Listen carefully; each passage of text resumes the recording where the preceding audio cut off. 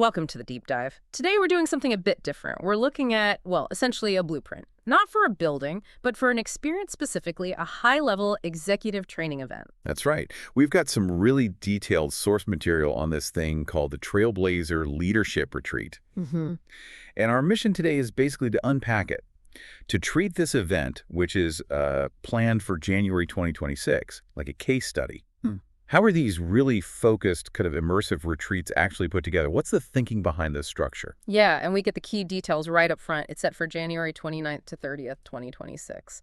And the location, well, that itself sends a message, doesn't it? The Westin Cape Coral Resort at Marina Village in Florida. I mean, that date and place, it's doing work before anyone even steps into a session. Oh, absolutely. Starting the year, end of January, in a luxury spot in Florida. It immediately frames it. This isn't, mandatory HR training. It feels like an exclusive kickoff. It's about deliberately changing your environment, right? To signal that these 2 days are important, different. Okay, so let's dig into who's behind this. The main figure mentioned is Jeff Bauer, and the sources give us his credentials. Certified John Maxwell trainer, and he's president of the Cardinal Legacy Group. Right, and that John Maxwell certification, that's a big tell. It gives you a clue about the likely structure of the content itself. Maxwell stuff is very framework heavy, like the 5 levels of leadership, things like that. So it suggests that underneath whatever delivery style he uses, there's probably a pretty robust sequential system being taught, not just loose ideas. That makes sense. There's a system. But it's interesting how the sources describe him. They really emphasize words like authentic, relatable, down to earth. And it almost positions him as, well, not your typical corporate guru type. Like accessibility is key, even in this high-end context. Yeah, it feels like strategic positioning, doesn't it? You get the credibility of a known framework, the Maxwell stuff, but then you get the promise of like a personal connection. It's trying to maybe disarm executives who might be cynical about standard leadership seminars. You get the system and the person. It backs up that authenticity claim they're making. Okay, so Bauer sets the personal tone, and then the venue that sets the sensory tone, the Westin Cape Coral Resort. That choice feels very intentional. It screams executive perk or escape, not just, conference center. Exactly. It's not just a bed for the night. The environment itself is like an active ingredient in the program. The sources specifically mention a sunset welcome reception. Now, that's not just drinks, right? That's a design moment.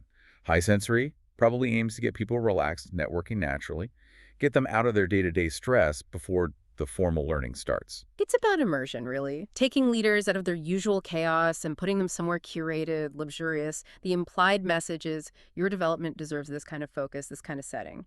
Zero distractions. So, looking at the mission, what's the core objective here?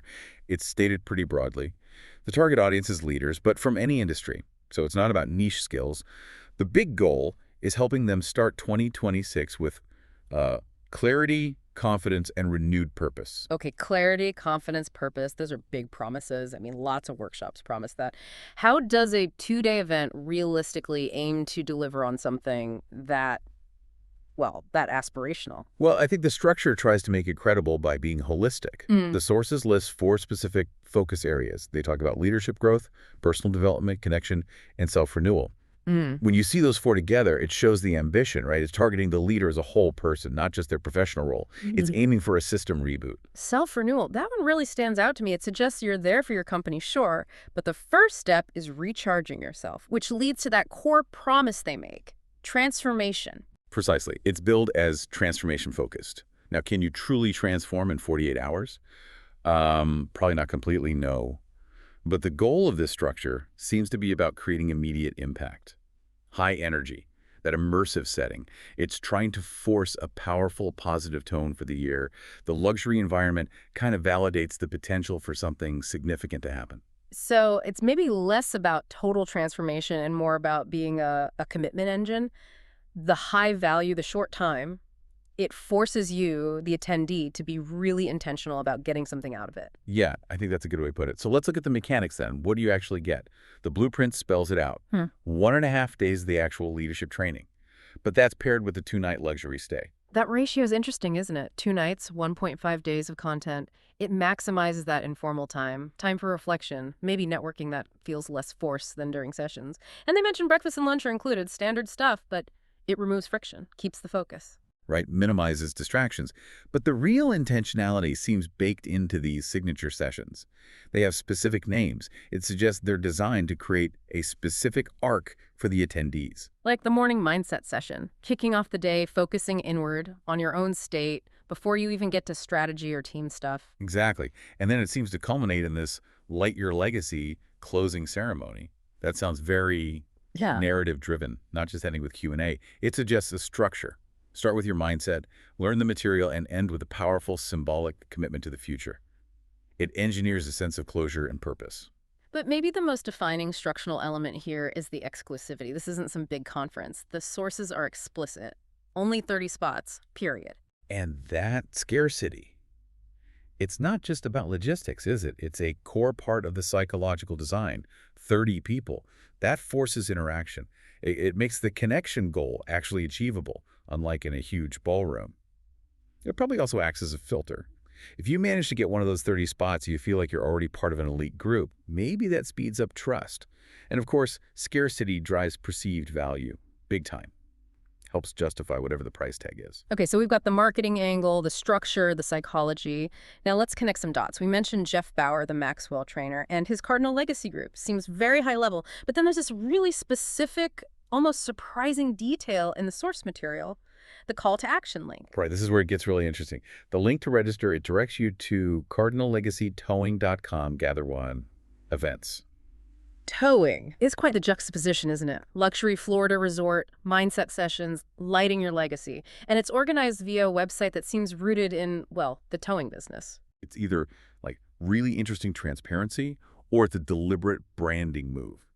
It could suggest that the authenticity they mentioned for Bauer comes from actually using these high-level leadership principles, Maxwell stuff, in a very real-world, maybe even gritty industry like towing. It implies the training isn't just theory, it's grounded in operational success. That makes sense. It gives the Cardinal Legacy name a tangible backstory. It kind of blends that blue-collar success story with this very white-collar executive retreat. Gives it some weight. Exactly. So if we synthesize all this, what does it tell us about how these modern executive events are built? You're selling status validation, the fancy resort, the limited spots. You're combining that with forced intentionality, those name sessions like mindset and legacy. And you're grounding it all in some form of credibility. Could be the Maxwell framework. Could be that operational backstory from the towing connection.